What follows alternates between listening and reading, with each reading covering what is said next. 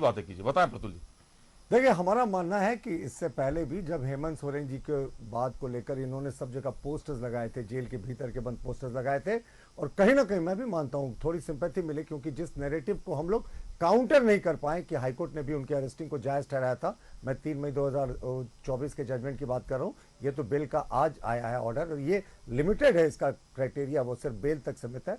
और मैं बता चुका हूं बेल में की गई टिप्पणियां ट्रायल का हिस्सा मैं नहीं होता, राजनीति मेरिट पर का हिस्सा प्रभाव नहीं पूछ होता। रहा हूं सर। नहीं, मैं बस वही कह रहा हूं। तो उस समय इनको जब जेल के भीतर थे तो भी तो 52 सीटों पर हम आगे थे साहब। ये नैरेटिव 50 जो सीट सर, 47 पे आप 3 पे आज नहीं 52, ये करेक्ट कर ले, ये पहले 50 का फिगर आकलन था, जब इसको फिर से कैलकुलेट किया गया तो ये 52 टोटल कितना सीटों पर हम आपके आगे थे। खेमे में कितना, आंसू के खेमे में अब कितना? ये मैं बता 49 और 3।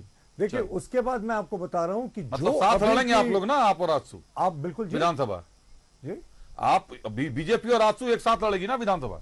बिल्कुल। हम लोगों ने तो लोकसभा भी सीट भी एक साथ लड़ा, और इससे पहले भी लोकसभा तो आप लोग हर बार एक साथ लड़ते हैं, विधानसभा में 2019 में हम लोगों ने अपनी सिटिंग सीट गिरिडीह भी सैक्रिफाइस कर दी थी, आजसू को दिया था। हाँ, 2019 में मैं मानता हूं कि हम लोगों के बीच सीटों की मेल में जो भी अंडरस्टैंडिंग नहीं हो पाई थी। मैंने इस बात को इसलिए आपसे बोला प्रतुल साहब, क्योंकि वो आप लोगों का आत्मघाती कदम था, और ये आप लोगों ने परिणामों का आकलन करने के बाद स्वीकार किया होगा कि सबसे बड़ी वजह थी आप लोगों को बाहर होने की सत्ता से कि आप लोगों की आपस में आप लोग सीटों का बंटवारा कर ही नहीं पाए थे। देखिए अभिषेक, ऐसा था ना कि पिछली बार हमारे गठबंधन को 50 लाख, माफ कीजिएगा हम तो अकेले लड़े थे विधानसभा चुनाव, 50 लाख वोट आए थे भाजपा को, और सत्ताधारी गठबंधन को 52 लाख आए थे। सिर्फ 2 लाख का फासला था। तो आपका कहना ये कुछ हद तक सही है, क्योंकि आजसू को 7 लाख वोट आया था, और 12-13 सीटें ऐसी थी जहां अगर हम दोनों मिलकर साथ लड़ते तो परिणाम कुछ और होता। खैर, जो हो गया उसके बारे में चर्चा नहीं, भविष्य की ओर देखते हैं। बिल्कुल अटूट गठबंधन है।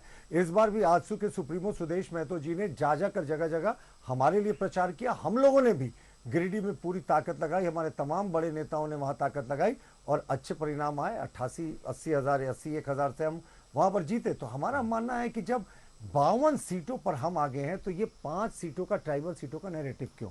इसका क्या मतलब? अगर 5 सीटों पर आदिवासियों ने हमें वोट नहीं दिया जैसा परसेप्शन बनाया जा रहा, तो क्या 52 जो 9 सीटों पे उन पे शेड्यूल कास्ट, ओबीसी और दूसरे जातियों ने कांग्रेस और जेएमएम और आरजेडी को वोट नहीं दिया? ऐसा नहीं होता साहब। सारे कॉन्स्टिट्यूएंसीज में सारे जाति मुद्दे भी अलग होते हैं सर, लोकसभा सारे कॉन्स्टिट्यूएंसीज अलग मुद्दे। तो इन्होंने टोटली स्थानीय मुद्दों पे चुनाव लड़ा था। इन्होंने तो जो सरना धर्म कोड की बात करें, स्थानीय नीति की बात करें, और सारे में एक्सपोज थे। वो मैं फिर से आपके चैनल में कई बार बोल चुका हूं, ये बोलने की जरूरत नहीं है, लेकिन यकीन मानिए ये अच्छी बात है। चुनाव के लिए सब लोग तैयार हैं, तो चुनाव